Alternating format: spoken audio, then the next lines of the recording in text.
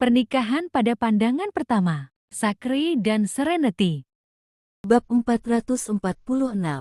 Aku tidak ikut campur. Apakah kamu melihatku ikut campur? Nenek Mei membalasnya. Di mata Nenek Mei, dia hanya menendang mereka dan tidak ikut campur. Nyonya Brown terdiam mendengar penyangkalan Nenek Mei. Menurutku, kamu terlalu terlibat sebagai ibu mertua. Lagi pula, putri Anda memiliki keluarganya sendiri, tetapi dia ingin memerintah adik laki-laki dan adik iparnya. Dialah yang telah menabur perselisihan di antara mereka, bukan? Bagaimana Anda membesarkan putri Anda? Apakah Anda memiliki dendam terhadap mertua Anda? Apakah itu sebabnya Anda ingin putri Anda menikah dengan keluarga mertua Anda? Nyonya Brown tidak bisa berkata apa-apa. Tuan Brown angkat bicara. Kami kakek nenek Sony. Kami merindukannya, jadi kami akan membawanya pulang untuk tinggal bersama kami untuk sementara waktu. Liberty membuat kami terlihat seperti penculik dan bahkan menelepon polisi. Setelah Liberty menelepon polisi, para petugas polisi mulai memahami situasinya. Setelah mereka mengetahui bahwa itu adalah pertikaian keluarga, mereka pergi setelah memberikan beberapa nasihat. Mereka tidak dapat membantu Liberty menemukan Sony. Apakah kau baru saja menjemput Sony? Kau tidak membicarakannya dengan Liberty dan membawa Sony pergi meskipun dia menangis. Itu penculikan. Kau beruntung karena kami hanya menyebutmu penculik. Tuan Brown membuka mulutnya tetapi tidak dapat mengucapkan sepatah kata pun. Nyonya Len pergi mengambil es untuk Liberty untuk dioleskan ke wajahnya. Nyonya Len berpura-pura tidak melihat Chelsea yang memar dan bengkak. Nyonya Brown ingin mengambil beberapa es batu untuk wajah putrinya juga, tetapi ternyata tidak ada es batu yang tersisa. Nyonya Len telah memberikan semuanya kepada Liberty. Keluarga Brown menyadari bahwa Nenek Mei adalah seorang pejuang, tetapi tua, sehingga mereka menjadi pengecut karena takut dia akan pingsan di lantai dan menyalahkan mereka. Tuan Brown berdeham dan berkata, Nyonya tua, kami juga patah hati karena Hank dan Liberty berakhir seperti ini. Saya memarahi anak saya, tetapi mereka tetap bersikeras untuk bercerai. Kami datang ke sini hari ini untuk membicarakan persyaratan perceraian. Sony adalah satu-satunya cucu saya yang memiliki nama belakang yang sama dengan saya, jadi kami tidak akan pernah menyakitinya. Kami hanya menjemputnya untuk menemuinya. Yang tersirat di dalamnya adalah bahwa mereka sebaiknya tidak membicarakan Sony dan mulai membicarakan perceraian. Nenek Mei menepuk punggung tangan Liberty dan berkata lembut, Seren dan Zack pergi mencari Sony. Jangan khawatir, semuanya akan baik-baik saja. Bab 447. Liberty tidak punya mobil, jadi setelah dia meminta Serenity dan Zachary untuk mencari Sony, dia pergi ke Hank untuk menyelesaikan masalahnya. Namun, Liberty sendirian, dan keluarga Hank ada di sana, jadi dia kalah jumlah. Untungnya, Nenek Mei dan Nyonya Len datang membantu. Tepat pada waktunya, Hank mengeluarkan surat perjanjian perceraian yang ditulisnya tadi malam dan berkata, Liberty, aku mengakui bahwa aku bersalah padamu. Aku juga tahu bahwa kau tidak bisa memaafkanku. Karena kita berdua sudah tidak saling mencintai lagi, pernikahan ini tidak bisa dilanjutkan. Ayo kita bercerai. Ini surat perjanjian perceraian yang saya tulis. Lihatlah, jika tidak ada masalah, kita bisa menandatanganinya dan menyelesaikannya pada hari Senin di Balai Kota. Liberty menanggapi surat perjanjian perceraian itu dengan wajah dingin. Saat membacanya, dia begitu marah hingga ingin mencabik-cabik Hank. Nenek Mei melihat perjanjian perceraian yang ditulis Hank. Setelah membacanya, ia menarik napas dalam-dalam beberapa kali untuk mengendalikan amarahnya. Keluarga Brown benar-benar tercela. Melihat wajah Liberty yang muram, Hank berkata tanpa perasaan, Aku membeli rumah ini sebagai hak milik pribadi sebelum menikah. Satu-satunya nama yang tertulis di sertifikat adalah namaku, jadi rumah ini milikku. Aku juga membeli mobilnya, jadi itu milikku juga. Meskipun Anda sudah memiliki pekerjaan sekarang, Anda baru saja memulai dan belum lulus masa percobaan, jadi Anda tidak dapat membuktikan bahwa Anda memiliki penghasilan yang stabil. Aku akan berkorban sedikit dan mengambil alih hak asuh Sony. Mulai sekarang, kamu hanya perlu memberi Sony $2.000 sebulan sebagai biaya hidup. Sony baru berusia 2 tahun dan masih perlu minum susu formula dan menggunakan popok di malam hari. Saat berusia 3 tahun, ia akan masuk taman kanak-kanak. Biaya sekolah semakin mahal setiap tahun. Meskipun sekolah dasar dan sekolah menengah pertama gratis, ia membutuhkan uang untuk sekolah menengah atas dan kuliah. Saat ia besar nanti, saya harus membelikannya rumah dan membantunya menyiapkan hadiah pernikahan. Semua itu membutuhkan uang. Saya mengambil hak asuh Sony dan saya hanya meminta Anda membayar $2.000 sebagai tunjangan. Itu kesepakatan yang bagus untuk Anda. Karena saya ayah Sony, saya tidak punya pilihan selain menanggung beban itu. Saya punya banyak pengeluaran bulanan dan tidak punya banyak tabungan, tapi saya bersedia berbagi setengahnya dengan Anda, yaitu $30.000. Liberty tahu bahwa pasangan yang bercerai akan berselisih satu sama lain karena tidak ada yang mau berkompromi. Pasangan yang dulunya tidur di ranjang yang sama akan menjadi musuh. Dia tidak ingin berselisih dengan Hank, tetapi dia bertindak terlalu jauh. Setelah menarik napas dalam-dalam, Liberty merobek surat perjanjian perceraian yang ditulis Hank dan melemparkan sobekan kertas kepadanya. Hank Brown, kita pasti akan bercerai, tetapi tidak seperti ini. Apa kau pikir kau bisa begitu saja mengabaikanku dengan $30.000? Tidak mungkin. Saya tidak akan memperjuangkan mobil atau rumahmu, tetapi kamu menggunakan gajimu untuk membayar cicilan hipotek setelah menikah.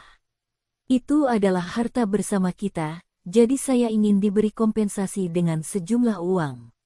Saya punya gambaran kasar tentang berapa banyak tabunganmu, jadi sebaiknya jangan berpikir bisa menipuku dengan $30.000.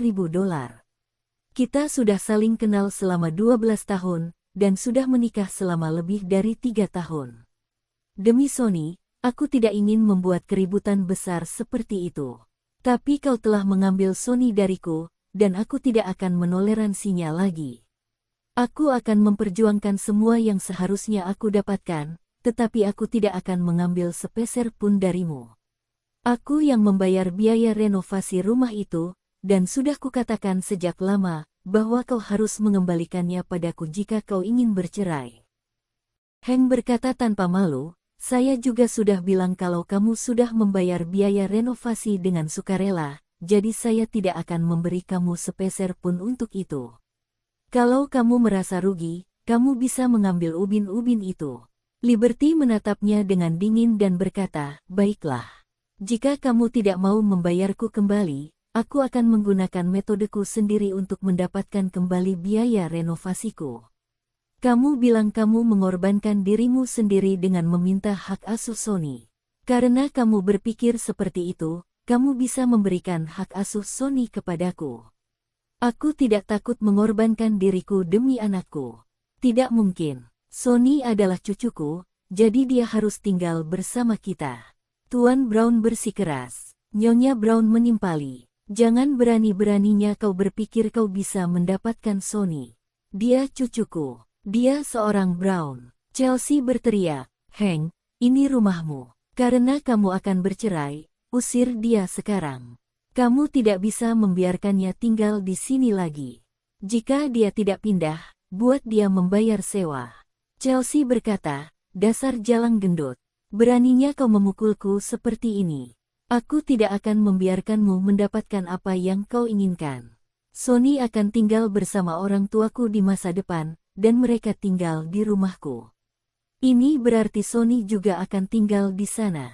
Karena Liberty memperlakukanku seperti itu, aku akan menghukum Sony karenanya, dan membuat Liberty berlutut dan memohon pengampunan padaku. Bab 448. Liberty mencibir. Aku akan pindah sendiri setelah aku mendapatkan kembali biaya renovasi. Aku tidak perlu kau untuk mengusirku. Kamu tidak akan mendapatkan sepeser pun kembali. Teriak Chelsea dan merasakan sakit di wajahnya. Liberty menempelkan es pada wajahnya, tetapi Chelsea tidak, dan itu menyakitkan sekali. Chelsea merasakan nyeri seperti terbakar di kedua sisi wajahnya. Dia tidak perlu melihat ke cermin untuk mengetahui bahwa wajahnya saat ini bengkak seperti kepala babi.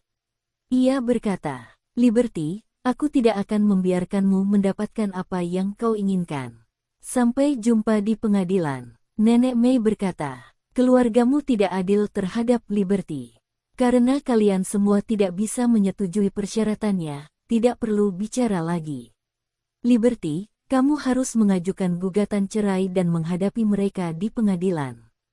Hank mengancamnya, "Liberty, kau tidak akan mendapat keuntungan sedikit pun jika kau mengajukan gugatan. Adikmu dan orang-orang ini tidak dapat membantumu. Jika kau mendorong kami ke sudut, akan sulit bagimu untuk menemui Sony di masa depan. Jika Liberty mengajukan gugatan cerai dan membagi harta mereka, Hank akan menyembunyikan Sony, sehingga Liberty tidak akan pernah melihat putranya lagi." Liberty melotot padanya dan mengabaikan ancamannya. Dia ingin menuntutnya, mendapatkan setengah dari harta mereka, dan memperjuangkan hak asuh putranya. Dia harus memperjuangkan apa yang pantas dia dapatkan dan tidak akan membiarkan Hank dan Jessica memanfaatkannya. Sementara Liberty dan Hank berdebat tentang persyaratan perceraian, Serenity dan saudara-saudara York bergegas ke rumah keluarga Repton. Sony dibawa pergi oleh George Repton, jadi Serenity menduga bahwa dia pasti membawa Sony kembali ke rumahnya alih-alih kediaman keluarga Brown. Rumah keluarga Repton adalah bangunan 3 lantai yang dibangun sendiri dengan interior dan eksterior yang mewah. Bangunan ini sangat mencolok di kota kecil tempat mereka tinggal. George baru saja membawa Sony kembali belum lama ini. Ia berpikir bahwa meskipun Liberty dan Serenity tahu bahwa Sony ada di sini, mereka tidak akan bisa datang dan membawa Sony kembali. Dia pikir Brown bisa menghentikan mereka. Jadi, setelah dia membawa Sony kembali, dia membiarkan Sony bermain dengan putra bungsunya. Sementara itu, dia bersembunyi di kamar untuk bermain game video saat istrinya tidak ada di rumah. Sony tiba-tiba diambil dari ibunya, sehingga si kecil menangis sepanjang perjalanan. Ia ditinggal di lorong lantai pertama oleh pamannya. Lingkungannya tidak dikenalnya, dan ia tidak melihat ibunya, sehingga Sony ketakutan dan menangis lebih keras lagi. Ia menangis dan berkata, "Ibu, aku mau ibu." Orang tua George sedang sibuk di dapur. Mereka mengabaikan Sony, dan membiarkannya menangis sampai suaranya serak. Lucas melihat Sony menangis, dan tiba-tiba berjalan mendekat untuk memukul Sony. Sony sedih, tetapi sepupunya memukulnya, jadi dia mendorong Lucas dengan marah. Lucas tidak bisa berdiri tegak dan jatuh ke tanah, lalu langsung menangis. Kakak laki-laki, kakak perempuan, dan kakek nenek Lucas keluar ketika mereka mendengar Lucas menangis. "Sony memukulku," keluh Lucas. Matthew tidak menanya adiknya. Dia hanya melangkah maju dan menendang Sony yang terlempar sejauh 1 meter. Ia kemudian mengangkat Sony, dan menamparnya berkali-kali sambil memaki-maki anak kecil itu. Serenity mendengar tangisan Sony saat keluar dari mobil, dan bergegas masuk untuk melihat Sony dipukuli. Bab 449. Serenity bergegas mendekat dan membawa Sony menjauh dari Matthew. Ia melepaskan salah satu tangannya dan menamparkan wajah Matthew. Matthew berusia sekitar 10 tahun, tetapi karena tinggi badannya, ia tampak seperti anak berusia 15 tahun. Setelah ditampar oleh Serenity, tiba-tiba Matthew pun tidak takut. Sebaliknya, ia marah dan bergegas melawan Serenity seperti orang gila. Namun, sebelum dia bisa menyentuh Serenity, dia diangkat dari tanah. Sebelum Matthew sempat bereaksi, seluruh tubuhnya terangkat dan wajahnya dijepit ke dinding. Kedua tangannya terlipat di belakang punggungnya. Ia ingin melawan, tetapi kedua tangan besar itu seperti penjepit logam yang menjepitnya. Pergelangan tangan Matthew yang terjepit terasa semakin sakit. "Lepaskan aku!" Matthew berteriak, "Lepaskan aku! Aku akan melawanmu 1 lawan 1 jika kau berani." Ketika Emma Repton melihat saudaranya didorong ke dinding, ia ingin menolongnya, tetapi terhalang oleh segerombolan orang. Setelah melihat lebih dekat, ia menyadari bahwa orang-orang jangkung itu telah menyerang rumahnya. Mereka juga sangat tampan. Meskipun dia baru berusia 12 tahun, dia tahu bagaimana menghargai pria tampan. Emma dan teman-teman sekelasnya biasanya membahas selebriti pria mana yang lebih tampan. Emma menatap orang-orang di depannya, tercengang. Apakah orang-orang ini berasal dari TV? Mereka benar-benar pria idaman. Kalian ini siapa? Orang tua George yang tadi mengabaikan Sony, terkejut ketika melihat orang sebanyak ini. Serenity mengabaikan mereka, dan menatap Sony. Wajah Sony merah dan bengkak akibat pukulan Matthew. Ada bekas sidik jari berwarna merah terang di wajahnya dan darah di sudut mulutnya. Mata besar dan polos yang biasanya bersinar itu kini dipenuhi rasa takut. Sony membuka mulutnya untuk menangis, tetapi ia tidak dapat mengeluarkan suara. Mungkin karena ia ketakutan. Air mata Serenity langsung mengalir. Dengan wajah pucat dan tangan gemetar, Serenity terus menepuk punggung Sony dan memeluknya erat. Ia menangis. Sony, ini Bibi Seren. Aku di sini. Sony, teriaklah sekeras-kerasnya. Jangan menakutiku. Sony menatap Serenity dan memfokuskan pandangannya padanya. Ketika jelas bahwa orang yang memeluknya adalah Serenity, dia berteriak keras. Bibi Seren. Dia memeluk leher Serenity erat-erat dengan kedua tangannya dan menangis dengan keras. Karena dia menangis terlalu lama sebelumnya, suaranya menjadi serak dan kering saat dia menangis. Serenity patah hati saat mendengar ini, dan ingin membunuh Matthew Repton 1000 kali. Matthew dan Sony adalah sepupu, jadi bagaimana bisa Matthew memperlakukan Sony seperti ini? Seorang anak berumur 10 tahun yang bersikap kejam, berarti dia busuk sampai ke akar-akarnya. Sony, jangan takut, Bibi Seren ada di sini. Jangan takut, Serenity membujuk Sony sambil menangis. Dia bahkan tidak dapat membayangkan apa yang akan terjadi pada Sony jika dia tiba semenit kemudian. Bagaimana Hank masih bisa bersaing dengan Liberty untuk mendapatkan hak asuh Sony? Tahukah dia bagaimana keluarganya memperlakukan Sony? Tiba-tiba Sony berhenti menangis. Saat Serenity memandangnya, dia melihat Sony pingsan. Tubuh lembutnya lemas dalam pelukannya. Serenity begitu panik, takut jantungnya berdegup kencang. Nak, Serenity mengguncang tubuh kecil Sony. Ia menggendong Sony dan segera berbalik untuk bergegas keluar rumah. Bab 450. Zachary berkata, Kalum, aku serahkan tempat ini padamu. Pastikan dia membayar harga atas perlakuannya terhadap Sony. Zachary melempar Matthew ke samping. Matthew jatuh ke tanah tetapi tidak segera bangun. Ia bahkan mencoba menendang Zachary. Zachary bahkan tidak perlu menghindar untuk menghindari tendangan itu. Ia menginjak kaki Matthew, yang membuatnya melolong kesakitan. Sambil melirik Matthew, Zachary meninggalkan orang-orang itu dan bergegas keluar. Serenity sudah menempatkan Sony di tempat kursi anak dan hendak mengemudi.